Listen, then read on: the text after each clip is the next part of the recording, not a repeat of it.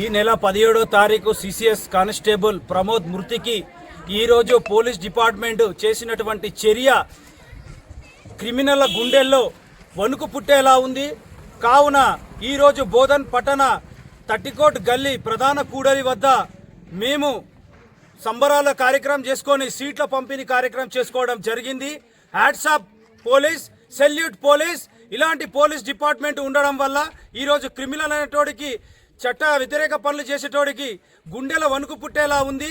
ఇలాంటి ప్రతి ఒక్క క్రిమినల్ విషయంలో కూడా ఇలాంటి చర్యలు తీసుకొని భారతదేశాన్ని ఒక క్రిమినల్ లేని ఒక దేశంగా మార్చాలని చెప్పేసి, తెలంగాణని కూడా క్రిమినల్ లేని దేశంగా మార్చి మన దేశాన్ని, మన పోలీస్ యొక్క గౌరవాన్ని కాపాడినందుకు ఈరోజు బోధన్ పట్టణ యువత పోలీస్ యొక్క అభిమానులుగా మేము ఈ యొక్క రోజు పోలీసులకు మేము హ్యాట్స్ ఆఫ్ చెప్తా ఉన్నాం.